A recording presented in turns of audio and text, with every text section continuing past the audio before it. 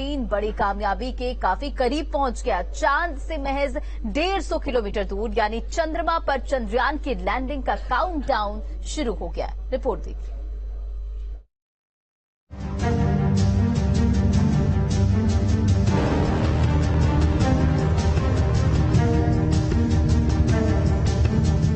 देश ने 15 अगस्त को 77वें स्वाधीनता दिवस का जश्न मनाया और अब बहुत जल्द वो पल भी आने वाला है जब चांद पर तिरंगा लहराएगा। जी हाँ, सिर्फ 6 दिन बाद चांद पर तिरंगा लहराया जाएगा। पूरी दुनिया में हिंदुस्तान का डंका बजने वाला है, क्योंकि 23 अगस्त को भारत का चंद्रयान 3 चांद पर लैंड करने वाला है। चंद्रमा पर सॉफ्ट लैंडिंग से सिर्फ एक ऑर्बिट दूर है चंद्रयान 3।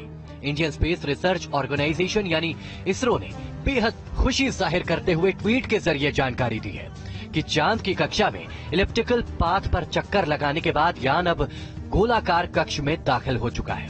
चंद्रयान की कक्षा घटाने के लिए बुधवार सुबह 8:30 बजे यान के थ्रस्टर फायर किए गए।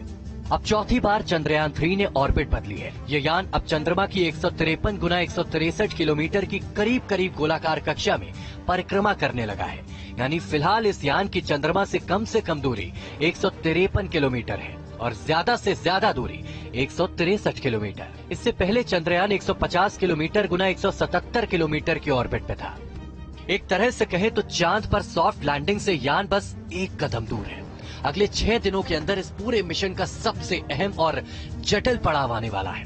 17 अगस्त यानी गुरुवार का दिन चंद्रयान के लिए काफी अहम रहने वाला है। इस दिन इसरो चंद्रयान 3 के प्रोपल्शन मॉड्यूल को लैंडर से अलग करेगा। इतना ही नहीं, इस बीच चंद्रमा की परिक्रमा की कक्षा छोटी होती जाएगी और महज 30 किलोमीटर ऊंचाई से लैंडर सॉफ्ट लैंडिंग की अंतिम प्रक्रिया शुरू करेगा।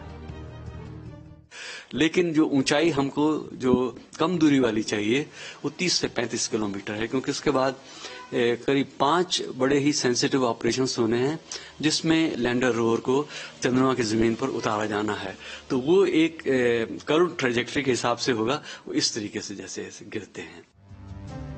चंद्रयान में लैंडर, रोवर और प्रोपल्शन मॉड्यूल है। लैंडर और रोवर चांद के साउथ पोल पर उतरेंगे और 14 दिन तक प्रयोग करेंगे। प्रोपल्शन मॉड्यूल चंद्रमा की कक्षा में रहकर धरती से आने वाले रेडिएशंस का अध्ययन करेगा।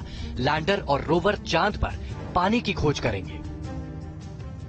22 दिन के सफर के बाद चंद्रयान 5 अगस्त को शाम करीब 7:15 बजे चंद्रमा की पहली कक्षा में पहुंचा था। तब इसकी ऑर्बिट धीरे धीरे कम की गई। अब 23 अगस्त को लैंडर चंद्रमा के दक्षिणी ध्रुव के पास लैंड करेगा और भारत रचेगा एक नया इतिहास। तो इस बीच में सारी की सारी जो है एक रीचेक है और सेंसर्स का एक किस्म से फिर से जो है वो चेकअप है, क्योंकि उन्होंने जो वेलोसिटी और हाइट को जो है मेजर करना है और इसको जो एक ओरिएंटेशन मिलना है वो जो है वो सारी चीजें जो एक किस्म से जो है रिव्यू होनी है। तो वो 3 दिन जो है ये लैंडर जो 3 दिन अगले 3 दिन जो है 17 अगस्त के बाद वो इसी में सारा वो कार्य में बीतने हैं। चांद के कुछ रहस्यों से पर्दा उठ चुका है, तो अभी कई राज और भी जानने बाकी है। घोर व्यावसायिक होती दुनिया में कामयाबी अपने साथ बड़ी इकोनॉमी भी लाती है और भी कई लिहाज इस मिशन की कामयाबी में छिपी है और भी कई उपलब्धियां। हिंदुस्तान ये कारनामा करने वाला दुनिया का चौथा देश बन जाएगा।